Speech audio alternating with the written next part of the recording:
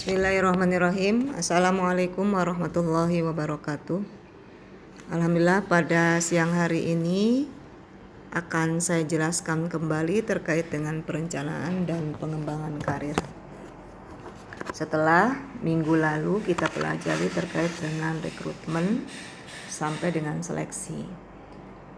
Untuk definisi karir ini menurut Koswara, karir itu diartikan sebagai pekerjaan dari hasil pelatihan dan atau pendidikan yang ingin dilakukan orang dalam waktu tertentu. Sedangkan menurut Walker, karir dianggap lebih penting daripada pekerjaan. Artinya, karir ini merupakan salah satu pengejantawahan dari pekerjaan seseorang. Kemudian menurut Greenhouse dalam Evans Shepik, karir adalah pola pengalaman yang terkait dengan pekerjaan. Menurut Tifai dan Sagala, terdapat 5 konsep karir. Pertama karir, kedua jenjang karir, dan ketiga tujuan karir. Berdasarkan definisi-definisi tersebut, maka definisi karir ini memiliki beraneka ragam definisi dan pengertian. Kemudian, berdasarkan konsep-konsep yang sudah dijelaskan di awal, dalam hal ini dapat disimpulkan bahwa karir itu adalah sejumlah posisi kerja yang dijabat seseorang selama siklus kehidupan sejak posisi paling bawah hingga posisi paling atas. Ini adalah resum atau definisi dari karir berdasarkan setelah penguraian konsep-konsep dan definisi dari para ahli. Berdasarkan atas definisi, maka perspektif karir memiliki perspektif.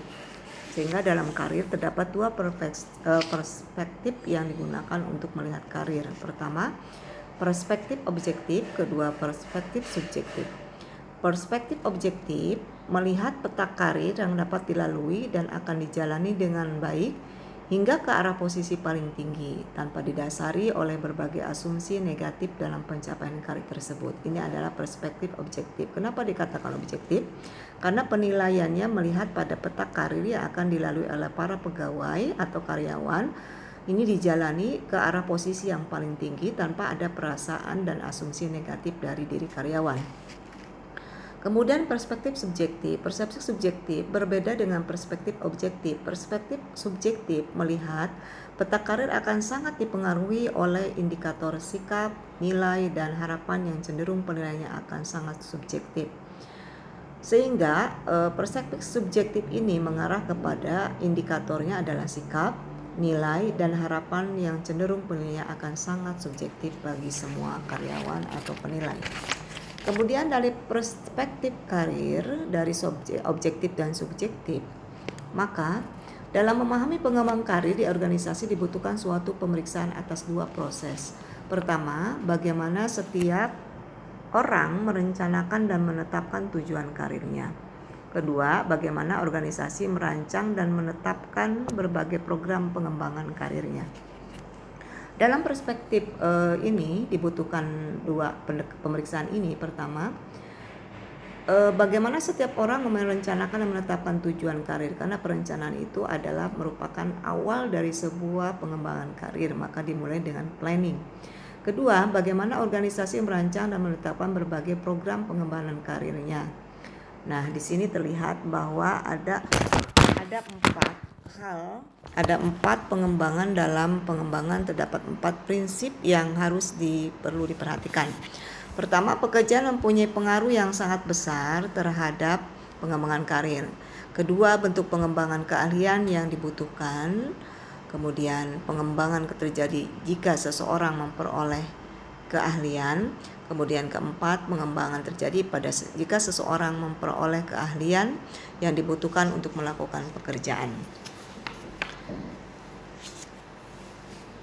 Kemudian dalam pengembangan karir terdapat 4 prinsip yang perlu diperhatikan tersebut. Maka prinsip pertama adalah pekerjaan mempunyai pengaruh. Pekerjaan mempunyai pengaruh artinya yang sangat besar terhadap pengembangan karir. Apabila setiap hari pekerjaan menyajikan tantangan yang berbeda, maka hal-hal yang dipelajari pada pekerjaan jauh lebih penting daripada aktivitas pengembangan rencana formal. Itu pada pertama. Kemudian prinsip yang kedua, bentuk pengembangan keahlian yang dibutuhkan ditentukan oleh permintaan pekerjaan yang spesifik. Keahlian yang dibutuhkan untuk menjadi supervisor seperti sudah pasti akan berbeda dengan keahlian yang dibutuhkan untuk menjadi seorang manajer. Kemudian ketiga, pengembangan terjadi jika seseorang memperoleh keahlian yang dibutuhkan untuk melakukan pekerjaan. Apabila tuntutan tersebut dikembangkan lebih lanjut, seseorang yang telah memiliki keahlian baru yang dibutuhkan sebenarnya dapat diberikan pekerjaan baru sesuai dengan keahlian yang dimilikinya. Kemudian keempat, pengembangan terjadi jika seseorang itu mampu membutuhkan untuk melakukan pekerjaan itu memperoleh keahlian. Waktu yang digunakan untuk pengembangan dapat dikurangi dengan mengidentifikasi rangkaian penempatan pekerjaan individu yang rasional. Dalam pengembangan karir melalui promosi bagi pegawai tentu saja menjadi keinginan yang diharapkan dapat terwujud. Dalam hal ini, promosi adalah perpindahan yang memperbesar otoritas dan tanggung jawab seseorang ke jabatan yang lebih tinggi di dalam suatu organisasi. Nah, berdasarkan uraian dari 4 perspektif tersebut, dalam yang harus diperhatikan dalam pengembangan karir, maka berikut terlihat tabel integrasi antara perencanaan karir dan manajemen karir. Tabel integrasi perencanaan karir itu yang pertama pegawai. Dari sudut pegawai maka dilihat dari berbagai tanggung jawab dan uraian pekerjaannya. Pegawai berbagai aktivitas perencanaan karirnya menilai sendiri kemampuan, minat, dan nilai-nilainya.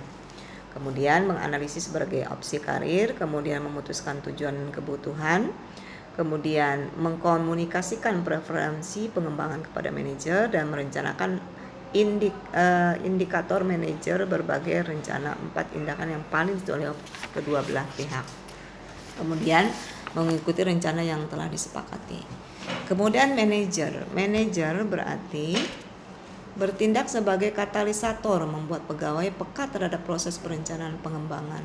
Kemudian menganalisis menilai realisme tujuan-tujuan dikemukakan oleh pegawai, kemudian memberikan nasihat kepada pegawai dan mengembangkan suatu rencana yang saling disetujui, menindaklanjuti dan memutakhirkan berbagai rencana apabila tepat. Ini sudut pandang manajer. Kemudian organisasi memberikan suatu model perencanaan karir, sumber daya, konseling, dan informasi yang dibutuhkan untuk perencanaan karir individu, memberikan pelatihan, kemudian memberikan berbagai program pelatihan keahlian dan berbagai peluang pengalaman pengembangan pekerjaan. Itu adalah tabel integrasi dari pertama ya, dari unsur dari pertama itu adalah perencanaan karir. Sedangkan untuk integrasi manajemen karir dari sudut pegawai itu adalah menyediakan informasi yang akurat kepada manajemen, kemudian dari sudut manajer mengkategorikan informasi yang diberikan, memberikan informasi mengenai berbagai posisi yang kosong, kemudian menggunakan semua informasi. Dari sudut organisasi menyediakan sistem informasi, kemudian memastikan penggunaan informasi yang objektif dengan pertama merancang berbagai metode, kemudian kedua memantau dan mengevaluasi efektivitas proses. Berdasarkan hal-hal uraian tersebut, maka model pengembangan karir dapat terlihat pada model yang dapat dilihat pada layar. Model pengembangan karir adalah proses yang akan dilalui oleh pegawai dengan serangkaian tahapan, di mana masing-masing ditandai oleh sejumlah tugas, perkembangan, aktivitas, dan hubungan yang berbeda. Jadi secara garis besar, terdapat 2 pendekatan terhadap model pengembangan karir. Pertama, pengembangan karir itu adalah model tradisional. Yang kedua itu adalah modelnya adalah model kontemporer. Yang pertama adalah model tradisional. Model tradisional umumnya peneliti mengenal 4 dalam model pengembangan karir tradisional, yaitu exploration, establishment, maintenance, dan disengagement. Setiap tahap karir ditandai dengan tugas perkembangan, aktivitas, dan hubungan. Retensi, motivasi, dan kinerja pegawai ini lebih dipengaruhi oleh seberapa baik perusahaan memperhatikan tugas-tugas dan perkembangan pekerja pegawai. Dalam keempat tahapan tersebut, dalam tahapan tradisional ada pertama adalah tahap eksplorasi. Tahap eksplorasi ini, individu berusaha mengidentifikasi jenis pekerjaan yang menarik minat mereka. Kemudian mereka mempertimbangkan minat tersebut, kecenderungan pekerjaannya, serta mencari informasi tentang pekerjaan, karir, dan jabatan dari pekerjaan lain, teman, dan anggota keluarga. Nah, apabila mereka mengidentifikasi jenis pekerjaan atau jabatan yang menarik minatnya, pegawai itu mulai mengejar pendidikan dan pelatihan dibutuhkan secara khusus. Eksplorasi terjadi pada usia pertengahan belasan tahun sampai awal atau akhir 20-an, yakni mulai individu memasuki suatu pendidikan dari PAUD hingga perguruan tinggi. Dalam tahapan eksplorasi berlanjut ketika individu memulai pekerjaan baru. Dalam banyak hal, pekerja baru ini belum siap memulai tugas dan peran pekerjaan mereka. Kemudian tahap establishment. Dalam tahap ini, pegawai telah mendapatkan tempatnya dalam organisasi. Kemudian mereka memberikan kontribusi yang mandiri, memperoleh tanggung jawab yang besar dan konsekuen finansial, serta membangun gaya hidup yang dikehendaki. Kemudian tahap maintenance. Dalam tahap pemeliharaan, individu tertarik memelihara keterampilannya agar tetap update dan dipersepsi oleh orang lain sebagai orang yang masih memberi kontribusi kepada organisasi. Kemudian tahap terakhir, tahap disengagement dari tahapan tradisional. Dalam tahap ini, individu mempersiapkan perubahan dalam keseimbangan antara aktivitas pekerjaan dan mempekerjakan. Dalam hal ini, individu dapat mengambil peran sebagai sponsor. Sponsor memberikan pengarahan kepada pegawai lain, mewakili organisasi kepada pelanggan, kemudian berinisiatif melakukan tindakan dan membuat keputusan. Kemudian tahap kedua adalah model kontemporer. Dalam era globalisasi dewasa ini, kecenderungan demografi, teknologi, perubahan hubungan pekerja, pekerjaan berbasis tim, dan struktur organisasi baru mempunyai dampak yang signifikan atau sangat berpengaruh cara pandang karir. Dari sudut pandang ini, para pakar mempertanyakan relevansi jenjang karir tradisional. Sementara itu, pandangan kontemporer tentang perkembangan karir adalah bahwa individu dan organisasi seyogyanya fleksibel dan dapat beradaptasi agar tetap sukses dalam lingkungan yang terus-menerus berubah dan tidak menentu.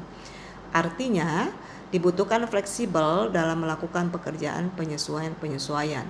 Penyesuaian dimaksud termasuk dalam perubahan perencanaan dan pengembangan karir, yaitu retained karir atau karir yang digerakkan oleh pegawai dan bukan oleh organisasi. Nah, menurut Shimamura ada 4 karakteristik efektivitas karir. Yang pertama, kinerja karir, kedua, sikap karir, ketiga, adaptabilitas karir, keempat, identitas karir. Yang dimaksud dengan kinerja karir pada umumnya banyak dimaknai bahwa gaji dan posisi adalah 2 indikator kinerja karir yang banyak digunakan. Dalam artian, semakin cepat kenaikan gaji seorang dalam organisasi, maka semakin tinggi tingkat kinerja karir mereka, dan sebaliknya. Kemudian sikap karir. Konsep sikap karir mengacu pada cara individu melihat dan mengevaluasi karir mereka. Individu yang memiliki sikap positif akan memiliki persepsi dan evaluasi positif karirnya. Bersikap-sikap mereka memiliki implikasi penting bagi organisasi. Kenapa? Karena individu dengan sikap positif lebih besar kemungkinannya memiliki komitmen bagi organisasi dan terlihat dalam pekerjaan mereka. Ini pada karakteristik sikap karir yang kedua. Kemudian adaptabilitas karir. Apa yang dimaksud dengan adaptabilitas karir? Adaptabilitas karir pada umumnya organisasi yang stagnan dan sangat kecil mengalami perkembangan. Sebaliknya, perubahan dan perkembangan adalah bagian berbagai profesi kontemporer. Perubahan dari profesi itu menuntut pengetahuan dan keahlian baru untuk diterapkan. Misalnya, kedokteran dan rekayasa akan selalu memerlukan informasi dan teknologi baru, sehingga individu yang tidak mampu beradaptasi terhadap perubahan ini akan menanggung resiko keusangan dan kehilangan pekerjaan. Kemudian karakteristik keempat adalah identitas karir. Identitas karir menurut Shimamura tahun 2001, identitas karir ini mengandung 2 komponen penting. Pertama, tingkat terhadapnya individu mempunyai kesadaran yang konsisten dan jelas menyangkut apa saja minat, nilai-nilai, serta harapan mereka untuk masa depan. Kedua, tingkat terhadapnya individu melihat hidup mereka konsisten sepanjang waktu. Setelah mengetahui karakteristik dari pengembangan karir, maka tahapan-tahapan pengembangan karir dapat terlihat pada layar. Berbagai penelitian terkait dengan tahapan pengembangan karir menyimpulkan tahapan dan kebutuhan pegawai berubah melalui berbagai tahapan, seperti tampak pada gambar. Maka akan saya jelaskan secara rinci. Pertama adalah berdasarkan gambar di atas memperlihatkan terdapat 4 jenjang kebutuhan seorang pegawai yang akan diupayakan pada 4 kategori usia. Melalui 4 tahapan, yaitu pertama fase awal yang berorientasi pada usia, pada indikator yaitu posisi sebagai pegawai tetap atau kontrak. Kedua, fase lanjutan yang berorientasi pada 2 indikator yaitu promosi. Ketiga, fase mempertahankan posisi yang berorientasi pada situasi bertahan. Keempat, fase pensiun yang berorientasi pada 2 indikator berpikir strategis. Kemudian sebab semua orang mengakhiri pekerjaan. Baiklah, pada fase awal yaitu adalah sering disebut dengan karir awal adalah fase yang menekankan pada perhatian untuk memperoleh jaminan terpenuhnya kebutuhan dalam tahap awal pekerjaan. Nah, pada tahap ini maka meskipun organisasi memberikan kesempatan intensif agar karyawan mencoba pilihan karir yang berbeda, pegawai dapat pula mencoba berbagai pilihan jabatan melalui berbagai pelatihan. Ini fase awal. Fase lanjutan atau fase pertimbangan jaminan keamanan sudah mulai berkurang, akan tetapi masih lebih menitik beratkan pada pencapaian harga diri dan pembebasan. Kemudian fase ketiga mempertahankan. Fase mempertahankan yaitu fase di mana individu mempertahankan pencapaian keuntungan atau manfaat yang akan dicapainya sebagai hasil pekerjaan pada masa yang lampau. Dalam hal ini, individu telah merasa terpuaskan baik secara fisiologis maupun finansial. Tahapan terakhir adalah fase pensiun. Fase pensiun yaitu individu telah melampaui suatu karir yang diharapkan dan akan berpindah ke karir yang lain sepanjang masih memiliki tenaga dan kemampuan. Kenapa? Sebab pada akhirnya usia tidak dapat dipungkiri, ada masa berkarirnya dan ada masa harus berhenti dari pekerjaan. Inilah fase-fase dalam pengembangan karir. Berikutnya adalah manfaat pengembangan karir. Manfaat pengembangan karir ini bisa dilihat pada tabel sistem pengembangan manfaat pengembangan karir. Pada tabel terlihat bahwa ini kita lihat dari manfaat pimpinan. Manfaat pimpinan meningkatnya keterampilan mengelola karirnya sendiri, prestasi yang lebih besar terhadap pegawai, kemudian staf perencanaan dan pengembangan yang lebih realistik. Ini dari sudut pandang pimpinan manfaatnya. Kedua, pegawai bantuan bermanfaat dengan keputusan karir, kemudian adanya pengayaan pekerjaan, kemudian ada umpan balik, informasi dan tanggung jawab pribadi yang lebih besar terhadap karir. Dari manfaat organisasi, meningkatnya loyalitas organisasi, diseminasi informasi di seluruh level organisasi, kemudian ada komunikasi yang lebih baik di dalam organisasi secara keseluruhan. Nah, citra produk yang meluas, juga efektivitas dan klarifikasi itu ya organisasi sangat jelas. Inilah tabel dari manfaat pengembangan karir. Nah, adapun tujuan pengembangan karir organisasi dapat dijelaskan sebagai berikut. Pertama, organisasi mampu meningkatkan penggunaan personalianya. Kemudian, dia dapat mengurangi pergantian pegawai. Ketiga adalah meningkatkan motivasi dan komitmen. Keempat, mengurangi keusangan pegawai. Kelima, meningkatkan efektivitas organisasi. Keenam, membantu dalam merekrut pegawai yang bertalenta tinggi. Kemudian ketujuh, membantu dalam memberi kesempatan. Dan terakhir adalah menghilangkan hambatan mobilitas ke atas. Itu dari sudut pandang organisasi. Sedangkan pegawai, pertama, mendorong pertumbuhan. Kedua, mengembangkan keterampilan baru. Ketiga, mengurangi kejenuhan. Keempat, memuaskan harapan pegawai. Dan kelima, meningkatkan tingkat pengkaryaan. Kemudian apa saja peran organisasi dalam karir pegawai? Pertama, pendidikan karir. Kedua, informasi perencanaan karir. Dan ketiga, bimbingan karir. Penjelasan terkait dengan peran organisasi dalam karir, dalam pengembangan karir akan saya jelaskan sebagai berikut. Yang pertama adalah pendidikan karir. Baiklah, dalam pendidikan karir ini akan dibahas terkait dengan realitas kenyataan sehari-hari. Banyak ditemukan pegawai tidak menyadari betapa pentingnya perencanaan karir bagi mereka. Kenapa? Hal seperti itu karena kekurangan informasi yang mereka peroleh dari organisasi, sehingga tidak pernah memikirkan perencanaan karirnya. Nah, dalam kondisi ini dituntut Departemen SDM harus dapat meningkatkan kesadaran para pegawainya dengan menjelaskan bagaimana rencana karir yang dimiliki organisasi melalui persiapan mereka terhadap berbagai seminar, pelatihan, serta workshop. Adapun tujuan pegawai ini diikutsertakan ke dalam pelatihan tersebut adalah 1.